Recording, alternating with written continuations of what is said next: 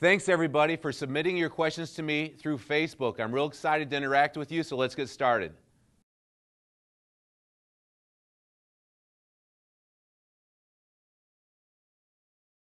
Cindy Scott had a great question on posture. Cindy, two things for sure.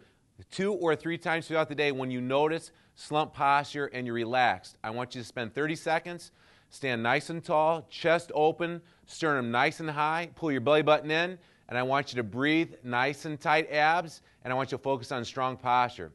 Second phase, I want you during any exercise, row back exercises, whether it's a pull down or a row, resisted bands work great. I want you to retract your shoulder blades first, then produce the rowing technique.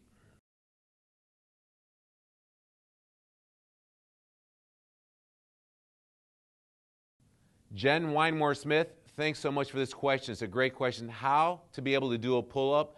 Very challenging, but such a productive exercise.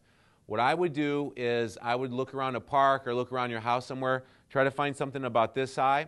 I would reverse the grip, and I would just go nice and slow, mid-range of motion, hold it, and build up your strength in your hands. Your hands are going to give out. Set yourself down on the floor, shake your hands out a little bit, regroup, come back up, and try to get 2 or 3 more. You can also maybe get a resisted band and drape it from a bar above your head. Put your knees or your feet in to take some tension away. Also, some health clubs have dip assist machines where it takes 30, 40, 50 pounds of your body weight away so you can more effectively do a chin-up with proper form.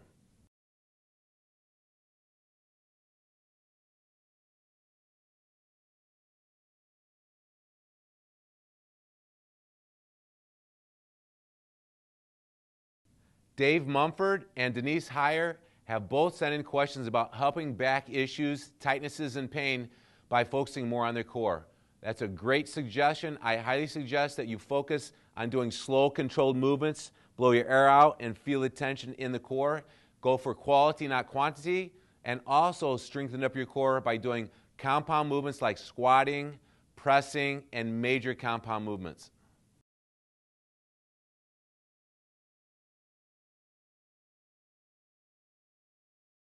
Tara Miller had a question about IT band tightness or pain from running, which I believe IT band tightness and pain is caused from running and a few other reasons. I deal with it. Very good question.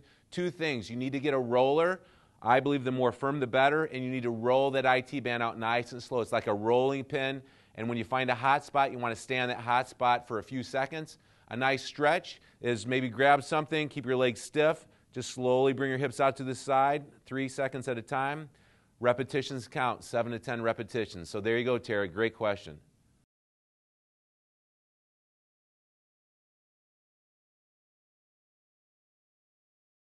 Donna Horn-Smith asked us a question about plantar fasciitis, which is a pretty inflamed area in the heel that's really sore and makes exercise difficult. So an exercise suggestion is to do something like a bicycle that you can get relatively intense doing peak 8, which are challenges, without irritating it as much. I think a recumbent bicycle is a good option versus striding as far as a power walk or a jog.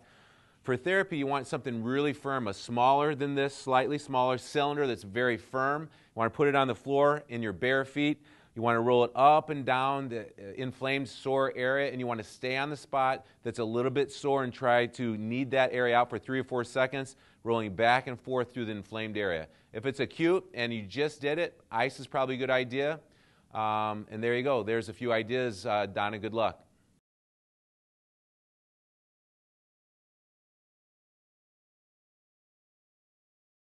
Luke Beneke wanted some deadlift demos. Luke, great question. I think it's the #1 exercise that exists. It'd be my #1 choice. 1 hand down, 1 hand up, keeps the bar closer to her spine, which is important. Feet about shoulder width apart, chest open, blades back.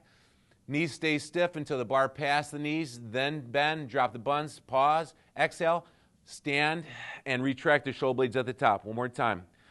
Down, breathing in, stiff legs, drop the buns, exhale, at the top, retract the shoulder blades and work those upper back muscles.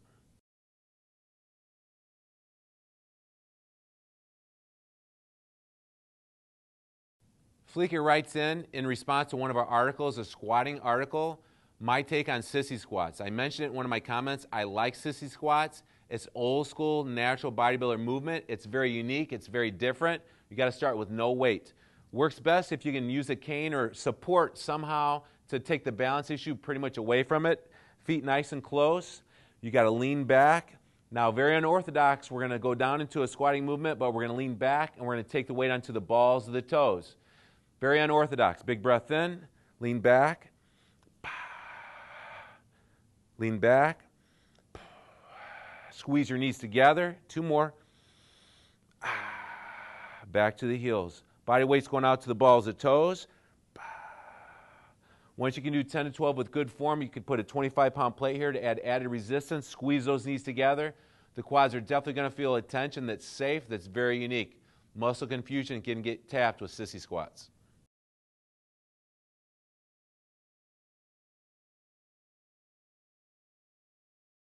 Trina Gill has checked in with us. She's a personal trainer. She knows squats are very important. She sees it's a very abused, misused exercise.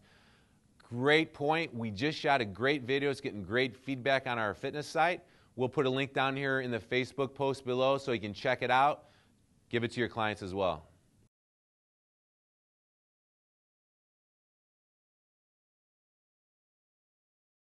Sahara Camara asked us about some fitness routines that we can do anywhere with no equipment. I love exercising with no equipment, using our imagination. A jump rope works fantastic for interval cardio, peak 8 type cardio. We just shot a couple videos on exercises that you can do anywhere with no equipment. We're going to bring them to you as soon as we can. I'm excited to shoot an incredible workout on the steps that's very effective and very good for building muscle and improving bone density. Coming soon, Sarah. Thanks a lot.